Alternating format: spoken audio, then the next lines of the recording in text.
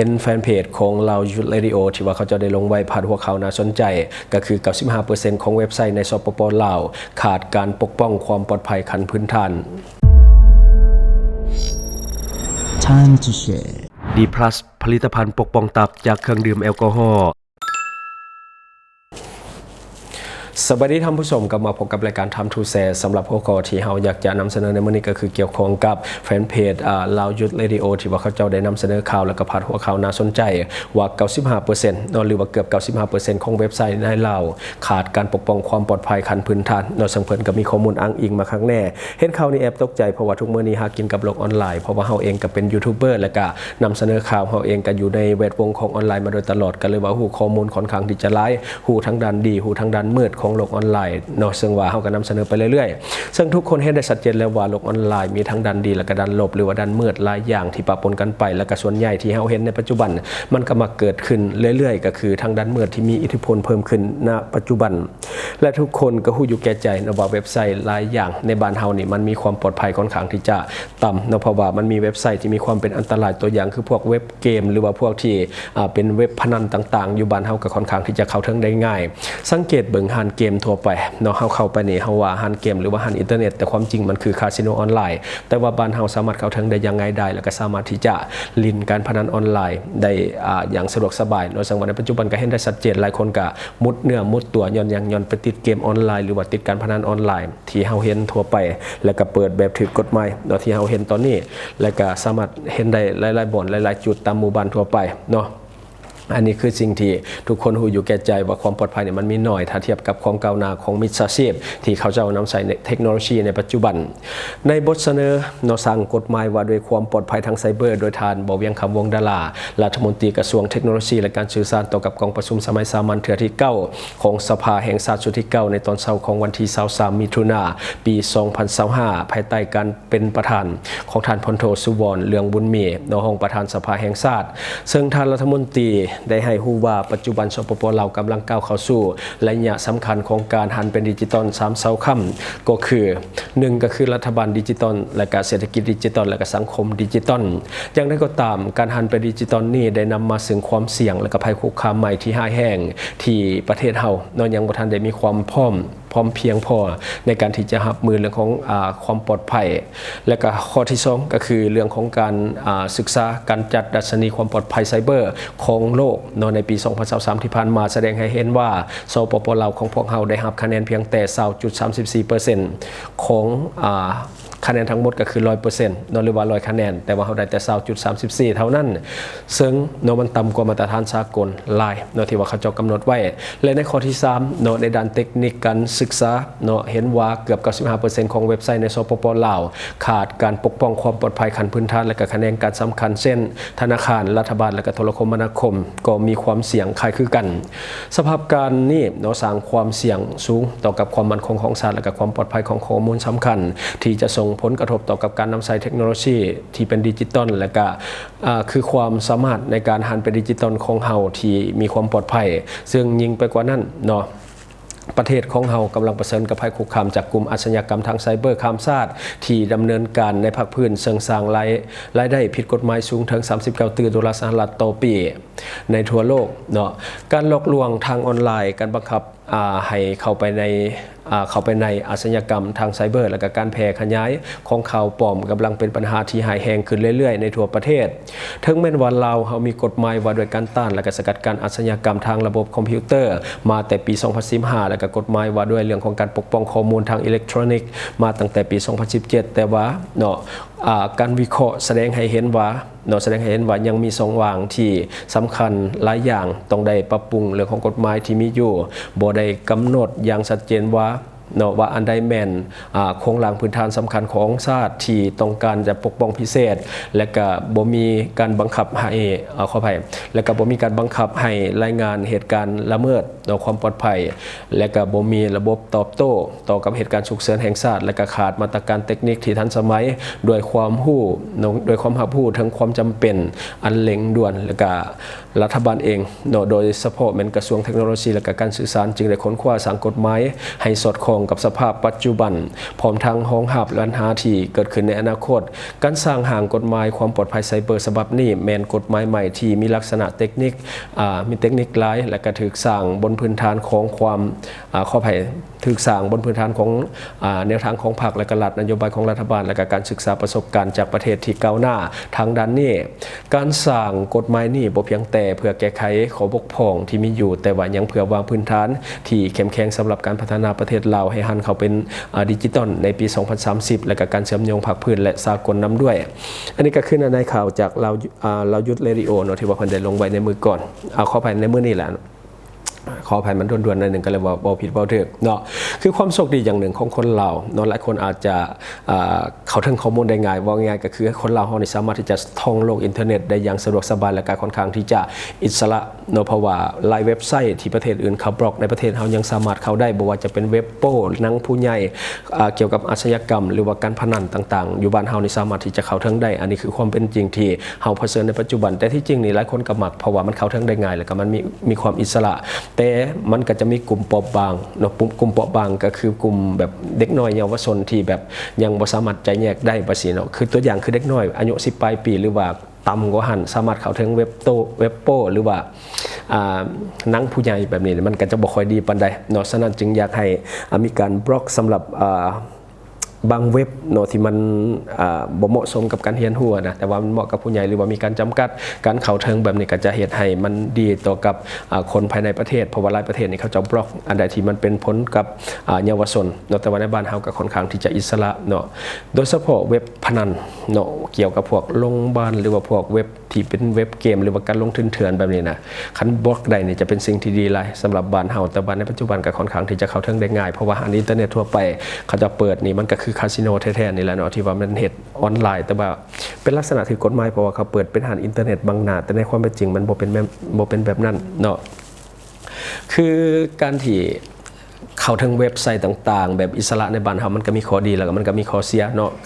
สำหรับข้อดีก็คือเฮาสามารถที่จะเข้าถึงข้อมูลได้ง่ายเนาะสำหรับผู้ที่ว่าใฝ่หาความรู้อยากจะอยากจะเรียนอันนี้จะเข้าถึงคลังข้อมูลของโลกได้ง่ายเนาะทุกประเทศที่เฮาสามารถเบิ่งข้อมูลได้บวกกับว่าในปัจจุบันมันมี AI การค้นหาข้อมูลยิ่งง่ายขึ้นเพียงแต่บอกความต้องการของตัวเองเข้าไปมันก็หาให้แต่ถ้าเป็นเมื่อก่อนยุคก่อนหน้านี้น้อยเดียวเนาะเขาก็จะต้องพิมพ์เทอละเว็บไซต์เขาหาข้อมูลแต่ในปัจจุบันอยากได้ยังถามเลยบางทีเฮาบ่ได้พิมพ์ซ้ำเฮาถามอะไรว่าอยากได้ข้อมูลตัวนี้ช่วยหาให้เนี่ยแป๊บเดียวมันก็หามาให้ใช้เวลาบ่ถึง 2-3 วินาทีเท่านั้นอันนี้คือผู้ที่ใฝ่รู้หำเหียนก็จะเข้าถึงคลังข้อมูลที่สำคัญของโลกได้อย่างง่ายดายแต่กองกันข้ามสิ่งที่น่ากังวลก็คือมันเริ่มมีคนใช้โลกออนไลน์หรือว่าใช้อินเทอร์เน็ตไปในทางที่ผิดกฎหมายหรือว่าสิ่งที่มันผิดศีลธรรมจริยธรรมต่างๆนี่มันเพิ่มขึ้นนับวันนับเพิ่มขึ้นบ้านเฮาก็มีหลายบ่ว่าแต่ต่างประเทศบ่ว่าเมืองนอกเมืองนาในปัจจุบันลาวเฮาเองก็เพิ่มขึ้นหลายเช่นเดียวกันผลกระทบที่มักพบในโลกออนไลน์หรือว่าทาง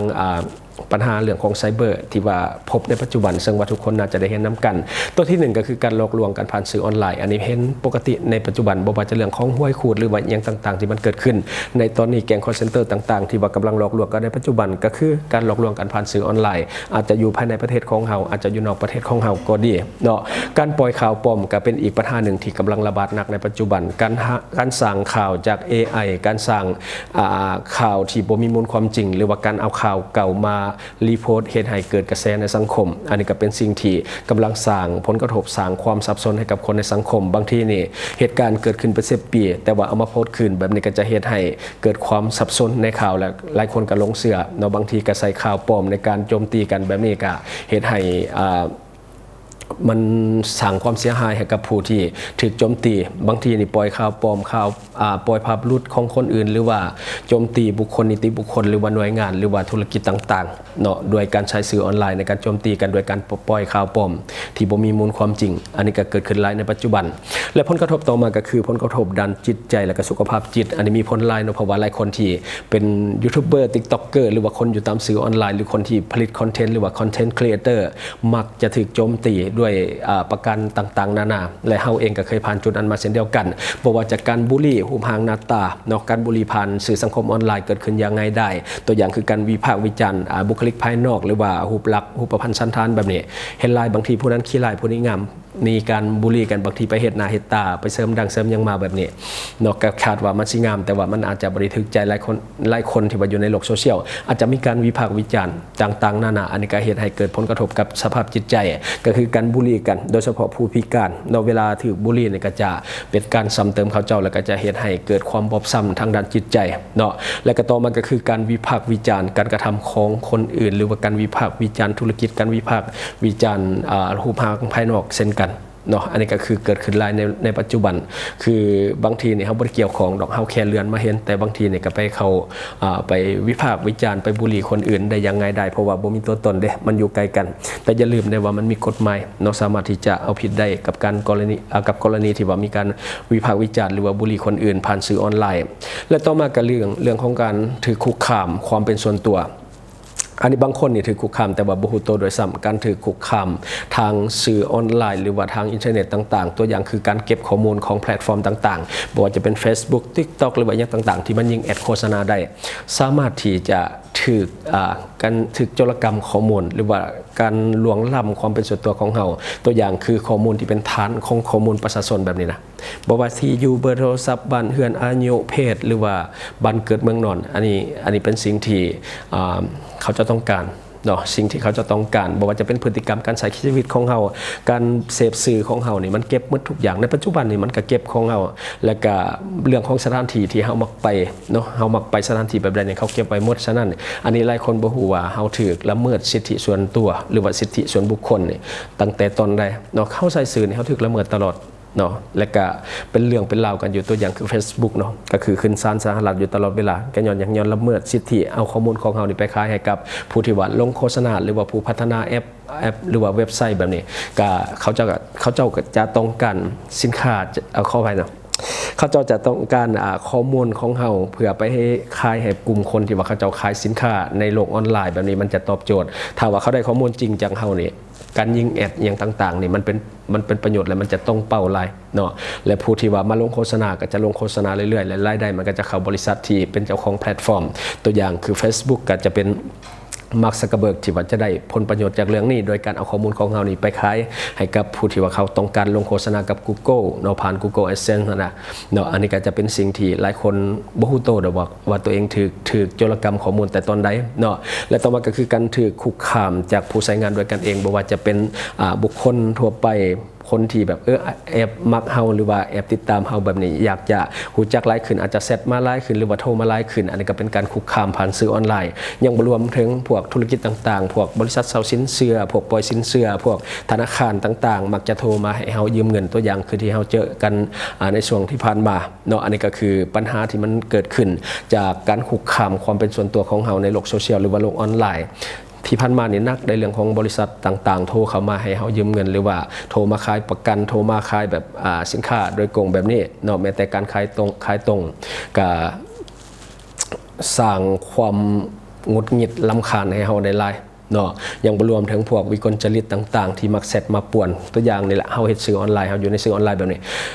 เขาแชทมาบางทีก็บ่มีหยังยกโป้บางทีก็โทรมากวนมืดเว้นเนาะโทรมาซื่อๆนี่แหละบ่เฮ็ดหยังบ่เว้าหยังโทรมาแล้วก็บ่เว้าแบบนี้สร้างความรำคาญบล็อกเท่าใดก็บ่หมดเพราะว่าคนติดตามเป็นแสนๆแบบนี้จักผู้ใดสิโทรมาผู้สติดีผู้สติบ่ดีก็ได้มีเนาะบางคนนี่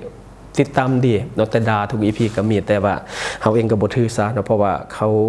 มีปัญหาทางจิตเนี่ยเบิ่งทรงนะเพราะว่าเขาก็ด่าทุกคนไปทั่วอันนี้ก็บ่ค่อยสนใจกับเบิ่งผ่านไปและต่อมาก็คือเรื่องของการถึงแฮกข้อมูลหรือว่าบัญชีการโจรกรรมข้อมูลต่างๆจากสื่อโซเชียลของเฮานี่แหละตัวอย่างคือ Facebook แบบนี้คือบางภาพเฮาโพสต์ลงเฮาก็ปิดไว้เป็นส่วนตัวเนาะเฮาเอาไว้เบิ่งแบบนี้นะคือเฮาบ่ได้เปิดเผยแต่พอมันถึงแฮกแบบนี้รูปภาพที่ว่าเป็นความลับหรือว่า private น่ะมันจะถูกปล่อยเนาะแล้วก็บางทีก็เป็นภัยกับเฮาเองเนาะการแฮ็กบัญชีโซเชียลนี่มันก็จะมีข้อมูลส่วนตัวบ่ว่าจะเป็นรูปภาพบ่ว่าจะเป็นวิดีโอหรือว่าข้อมูลอื่นๆที่ว่าเฮาเก็บไว้เฮาปิดไว้เป็น private ถ้าว่าเขาแฮ็กเข้ามานี่ปิวหมดเลยสิ่งเหล่านี้เนาะรวมทั้งข้อมูลแชทหรือว่าการสนทนากับผู้นั้นผู้นี้เนี่ยเขาก็จะเห็นหมดเลยเนาะแล้วก็จะเป็นภัยกับตัวเฮาเองส่วนใหญ่ที่พบผู้ที่ว่าแฮกในส่วนใหญ่เขามักจะใส่บัญชีของเฮาในการไปเคลื่อนไหวยืมเงินหรือว่าสร้างผลประโยชน์ต่างๆให้กับตัวของเขาเองตัวอย่างคือการยืมเงินจากหมู่คู่การยืมเงินจากพ่อแม่คนไกลตัวไกลชิดแบบนี้เนาะกระสร้างผลเสียหายสร้างผลกระทบให้กับเฮารวมทั้งการนำเอาข้อมูลส่วนตัวหรือว่าข้อมูลลับที่มีอยู่ในบัญชีมาแบล็กเมลเฮาก็คือแบบ เฮียคาไทยหรือว่าเฮียคาปิดข่าวตัวอย่างคือมันมีรูปลับแบบนี้ที่เฮาบ่อยากเปิดเผยหรือว่ามีแชทลับที่เฮาบ่อยากเปิดเผยแต่พอบัญชีมันถึงแฮกไปปุ๊บเนี่ยเขาไปแคปเนาะแคปเอาแล้วเขาสิไปโพสต์ประจานเฮาแบบนี้เขามาเฮียของค่าเสียหายหรือว่าเฮียของค่าไทยจังเฮาแบบนี้จำเป็นได้จ่ายเพราะว่ามันเป็นความลับถ้าว่าถูกเปิดเผยไปนี่อาจจะเห็นให้ปัญหาในชีวิตนี่มันลุกลามแต่ว่าการจ่ายเงินก็บ่ได้หมายความว่าจะจบเขาอาจจะขู่เอาไปเรื่อยๆเรื่อยๆเนาะทางที่ดีคือไปแจ้งความให้มันจบๆไปเป็นสิ่งที่ถูกต้องที่สุดสิ่งที่น่ากังวลที่สุดเนาะในตอนนี้ก็คือเรื่องของความก้าวหน้าของมิจฉาชีพในการที่จะเคลื่อนไหวในการโซโกงโดยเฉพาะกลุ่มแก๊งcall center ที่ว่ากำลังระบาดในปัจจุบันก็คือเขานำใช้เทคโนโลยีใหม่ๆในการที่จะเคลื่อนไหวโซโกงเอาตัวอย่างคือแก๊ง call center ที่ว่าเขานำใช้ AI ในการปลอมแปลงใบหน้าและเสียงเนาะซึ่งว่ากลุ่มแก๊ง call center เนี่ยเป็นกลุ่มแรกๆที่นำใช้เทคโนโลยีประเภทนี้เนาะซึ่งว่าคนทั่วไปในสังคมก็เริ่มมาหูหวังบ่โดนทั้งที่กลุ่มมิจฉาชีพเขาเอาใช้มาตั้งแต่โดนปลอมเสียงปลอมใบหน้าแล้วก็มันค่อนข้างที่จะมีความสมจริงสูงเกือบ 100% ในปัจจุบันเฮ็ดให้ผู้คนหลงเชื่อได้ง่ายเนาะซึ่งส่งผลให้การโซโกงเนี่ยมันง่ายขึ้นเนาะง่ายขึ้นอย่างเห็นได้ชัดกว่าเมื่อก่อนแล้วก็มีผู้เสียหายจำนวนหลายทั่วโลกที่ตกเป็นเหยื่อกลุ่มแก๊งพวกนี้ก็ย้อนว่ามันนำใช้เทคโนโลยีที่มันทันสมัยกว่าเมื่อก่อนเนาะมันจึงเฮ็ดให้มันสมจริงแล้วก็การหลอกลวงมันง่ายขึ้น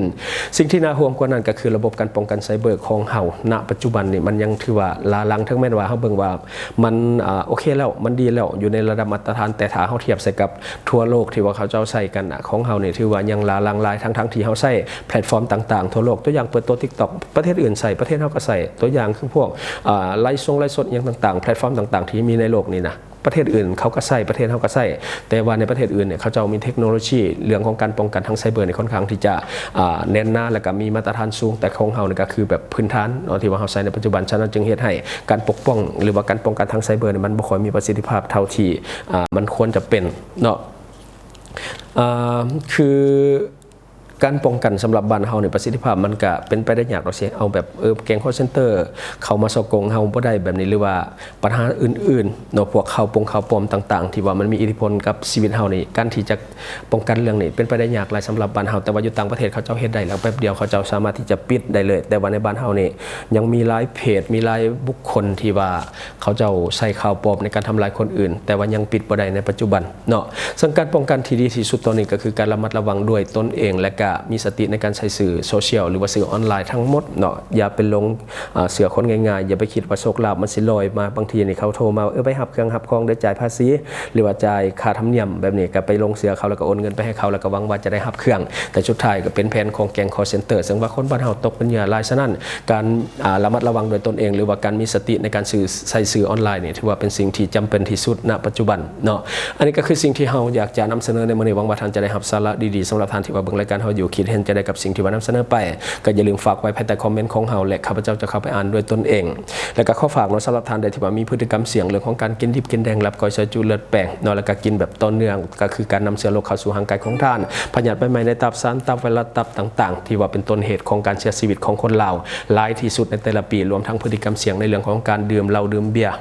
ทุกคนรู้อยู่แล้วลิ้นแอลกอฮอล์ทำลายเซลล์ตับโดยกงแล้วก็เป็นพยาธิตับแข็งได้ง่ายฉะนั้นอย่าลืมปกป้องตับของท่านด้วยผลิตภัณฑ์ D+ ของเฮาตัวนี้เลยตัวนี้แก้เมาคังในโตและก็ข้อฝากสำหรับท่านใดที่กำลังมีแผนจะก่อสร้างอาคารบันเหือนเราอย่าลืมใช้บริการกับบริษัทของพวกเราบริษัทเพชรสุขมิสัยเจริญทรัพย์จำกัดผู้เดียวบริการครบวงจรตั้งแต่การสำรวจการออกแบบการก่อสร้างและการเป็นที่ปรึกษาโครงการนำด้วยอย่าลืมสำหรับท่านใดที่ว่ามีแผนกำลังจะก่อสร้างอย่าลืมใช้บริการของพวกเราบริษัทเพชรสุขมิสัยเจริญทรัพย์จำกัดผู้เดียวและสำหรับท่านที่ว่าเบิ่งรายการเราอยู่ถ้าคิดว่ารายการของเรามีสาระหรือว่ามีประโยชน์อยากส่งเสริมอยากซัพพอร์ตอยากให้กำลังใจทีมงานของพวกเราก็อย่าลืมกดติดตามช่องเพราะว่าการกดติดตามช่องถือเป็นช่องทางเดียวแท้ๆที่จะเห็นให้ทีมงานของเรามีรายได้และก็มีกำลังใจในการผลิตคอนเทนต์ดีๆแบบนี้ให้ทานได้ชมเรื่อยๆอย่าลืมให้กำลังใจทีมงานของพวกเราด้วยการกดติดตามช่องขอขอบใจ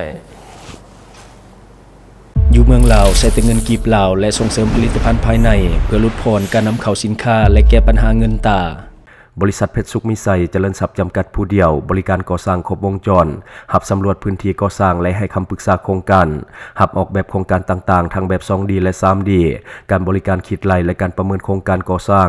หับเป็นที่ปรึกษาโครงการก่อสร้างต่างๆสำหรับท่านใดที่สนใจอยากใช้บริการกับบริษัทเพชรสุขมิไซเจริญทรัพย์จำกัดผู้เดียวสามารถติดต่อที่เบอร์ 02055662255 หรือ 02077776451 หรือท่านจะเข้าไปเบิ่งผลงานที่ผ่านมาของบริษัทพวกเราได้ที่แฟนเพจบริษัท PSMC จำกัด